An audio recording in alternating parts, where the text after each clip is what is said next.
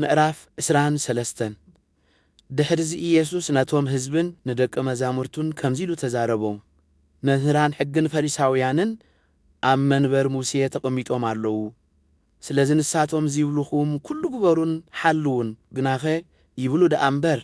ኣይገብሩን እዮም እሞ ከምቲ ዝገብርዎ ኣይትግበሩ ከቢድ ምጽዋሩ ዘይምሽእ ጾር ጠሚሮም ንሰብ ኣብ መንኩቡ የሰክምዎ በዓላቶም ግና በጻብዖም ኪትንክፍዎ እኳ ኣይፈትውን ኩሉ ግብሮም ሰብ ምእንቲ ኺርእዮም ይገብሩ ክታባቶም ይዝርግሑ ዘፈር ክዳውንቶም እውን የግፍሑ ኣብ መዓዲ ዝለዓለ ስፍራ ኣብ ቤት ጸሎቶም ድማ ኣብ ክብ ዝበለ መናብር ይቕመጡ ኣብ ዕዳጋታት ሰብ ኢድ ኪነስኣሎምን መምህር ኢሉ ኺጽውዖምን ይፈትዉ ንስኻትኩም ግና መምህርኩም ሓደ እዩ እሞ መምህራን ኣይትበሃሉ ንስኻትኩምሲ ኩልኩም ኣሕዋት ኢኹም ኣብ ሰማይ ሓደ ኣቦ ስለ ዘለኩም ኣብ ምድሪ ንሓደ እኳ ኣቦ ኢልኩም ኣይትጸውዑ መራሒኹም ሓደ ክርስቶስ እዩ እሞ ንስኻትኩምሲ መራሕቲ ኣይትበሃሉ እቲ ርእሱ ዝየልዕል ክሓስር እዩ ርእሱ ዝየትሕት ከዓ ልዕል ኪብል እዩ እሞ እቲ ኻባኻትኩም ዝዓበየ ኣገልጋሊኹም ይኹን ኣቱም ግቡዛት መምህራን ሕግን ፈሪሳውያንን መንግሥተ ሰማይ ንሰብ ኣብ ገጹ እትዓስውሉ ንርእስኹም ኣይተኣትውን ነቶም ኪኣትዉ ዝደልዩ ድማ ምእታው እትኽልክሉ ኢኹም እሞ ወይለኹም ኣቱም ግቡዛት መምህራን ሕግን ፈሪሳውያንን ኣባይት መበለታት እትብዝብዙ ከተምስሉውን ጸሎቶን ውሕለኹም ስለዚ ጽኑዕ ፍርዲ ክትቅበሉ ኢኹም እሞ ወይለኹም ኣቱም ግቡዛት መምህራን ሕግን ፈሪሳውያንን ንሓደ ሰብ ናብ ሃይማኖትኩም ከተእትዉ ባሕርን ምድርን እትዞሩ ምስ ኣተወ ኸዓ ኣኻዕቢትኩም ወዲ ገሃነም እትገብርዎ ኢኹም እሞ ወኢለኹም ኣቱም ብቤት መቕደስ ይምሕል ድሓንዩ ብወርቂ ቤት መቕደስ ይምሕል ግና ማሕላ ይኾኖ እትብሉ ዕውራት መራሕቲ ወኢለኹም ኣቱም ዓዋናትን ዕውራትን ኣየና ይዓቢ ወርቂ ዶ ወይ እቲ ንወርቂ ዝቕድሶ ቤት መቕደስ ብመሰዊኢ ይምሕል ድሓንዩ በቲ ኣብ ልዕሊኡ ዘሎ መስዋዕቲ ይምሕል ግና ማሕላ ይኾኖ እትብሉ ኣቱም ዓዋናትን ዕውራትን ኣየና ይዓቢ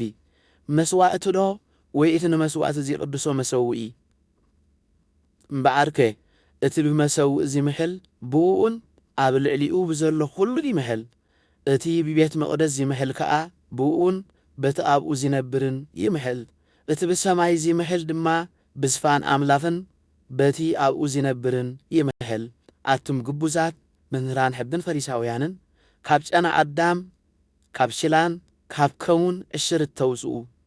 እቲ ኣብ ሕጊ ዘሎ ኣውራ ነገር ፍትሒ ምሕረት እምነት ግና እትሓድጉ ኢኹም እሞ ወይለኹም እዚ ምግባር እቲ እውን ዘይምሕዳግ ይግባዕ ኣቱም ቃርማ መጺጽኩም ጡፍ እትብሉ ገበል ግና እትውሕጡ ዕውራት መራሕቲ ኣቱም ግቡዛት መምህራን ሕግን ፈሪሳውያንን ንዋንጫን ንጻሕልን ብውሽጡ ኸትርን ስስዐን መሊኡ ኸሎ ላዕላዩ እትሓስቡ ወኢለኹም ኣተዕውር ፈሪሳዊ እቲ ዋንጫን ጻሕልን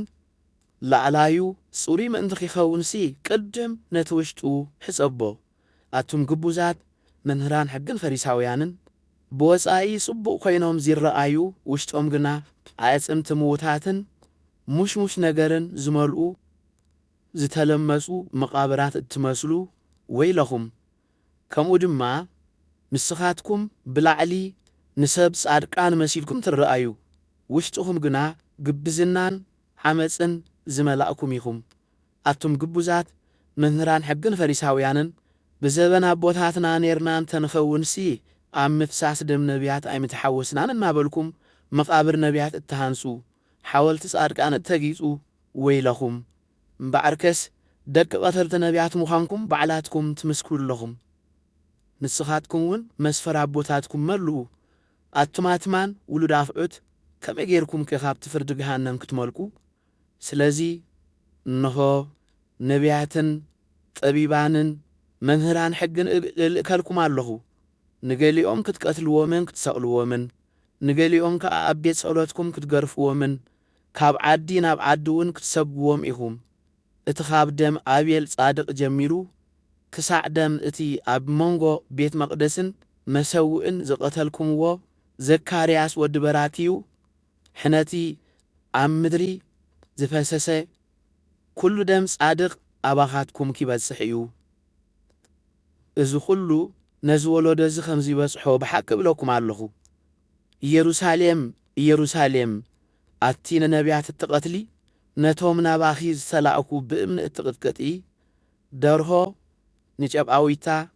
ኣብ ትሕቲ ኣፍናፋ ከም እትእክቦም ክንደይ ንደቅኺ ክእክቦም ዘይደልየኹ እስኺ ግና ኣብየኺ ደጊም ብስም እግዚኣብሔር ዝመጽእ ብሩኽ እዩ ክሳዕ እትብሉ ካብ ሕጂ ኣይክትርእዩንን ኢኹም እሞ እንሆ ቤትኩም ዓንዩ ኺተርፍ እዩ እብለኩም ኣለኹ